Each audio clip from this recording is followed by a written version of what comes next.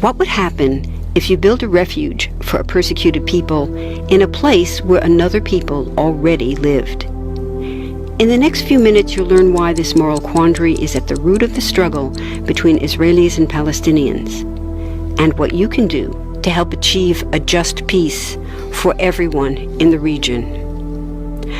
First, there are a couple of things it's helpful to understand. One, many Jews fled harsh persecution in anti-Semitic Europe, especially the Nazi Holocaust. Zionists encouraged massive immigration to historic Palestine, at that time a British colony, where Jews had an age-old connection and where small Jewish communities had long existed among larger groups of indigenous peoples. But when the UN offered the Jewish immigrants the majority of the land for a new state called Israel, for the indigenous Palestinians who lived there, it was a massive destruction of life. They rejected the UN's partition plan, and several Arab states invaded the new state of Israel. Israeli forces essentially erased over 400 Palestinian villages and towns. By the end of the fighting, Israel controlled 78% of historic Palestine.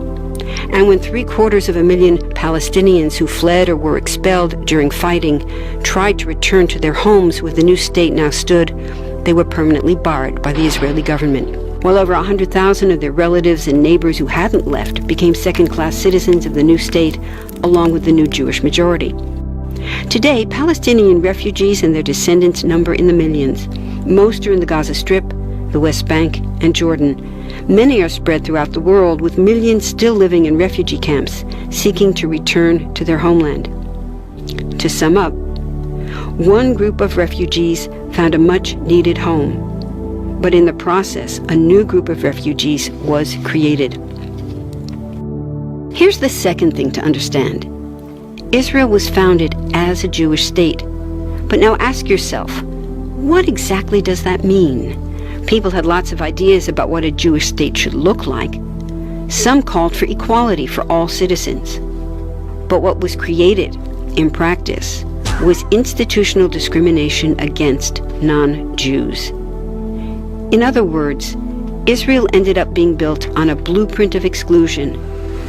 The Israeli government wants maximum land and resources for Jews, but not the Palestinians living there. That's why, inside Israel, Jews get special privileges, including rights to land and housing, that are denied to the Palestinian citizens, who make up 20% of Israel's population. That's also part of why Israel has never defined its borders. In fact, they still hold on to land, the West Bank and Gaza, that they conquered in the war in 1967. Since then, Israel has built Jewish settlements throughout the occupied West Bank, building Jewish-only cities and supplying them with infrastructure like roads and army camps, schools, and even a college. Military occupations are meant to be temporary, but after 40-plus years, this one looks permanent and entirely unjust. In the West Bank, Israeli Jewish settlers and Palestinians live on the same land, but must live under two completely separate and unequal systems of Israeli law. The Jewish settlers dominate the natural resources, including water and agricultural land, and they're backed by the Israeli army. To maintain the occupation, Israel has demolished thousands of Palestinian homes and orchards, confiscated Palestinian land, bombed a captive civilian population in Gaza, and punished resistance with raids, arrests, and assassinations, all to gain maximum land, while making life so difficult for Palestinians that they will either leave or be too afraid to resist. Palestinians have fought back. For decades, they tried to achieve national liberation through armed struggle. Some groups still do, but the majority now support popular protest instead. The deeply harmful pattern of control, repression, and violence profoundly harms Palestinians living under occupation and Israelis living as occupiers. This must be broken to reach a peaceful and secure future for both peoples. Now that you understand the problem, what about the solution? What about peace talks? So far, over 2 decades of U.S.-backed peace talks have actually made things worse by helping Israel continue the occupation. It's been years of talking while Israel massively expanded the Jewish settlements and literally redrew the map. Peace talks are good if they're real, but not when they're theater to cover a land grab. So now what?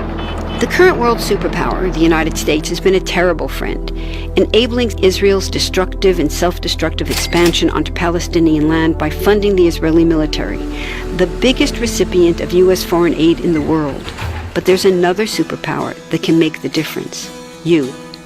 There's a movement with hundreds of thousands of people just like you across the world, including Palestinians and Israelis, protesting, educating, divesting, and boycotting, all to bring nonviolent international pressure on Israel to stop violating human rights of Palestinians. Throughout history, where governments have failed to push for justice, people just like you, like us, have taken the lead and won. Now it's the Palestinians' turn for freedom and justice. We can pressure Israel to end the occupation and the discrimination. We want all people, Jews and Palestinians, to have equality, human rights, and democracy.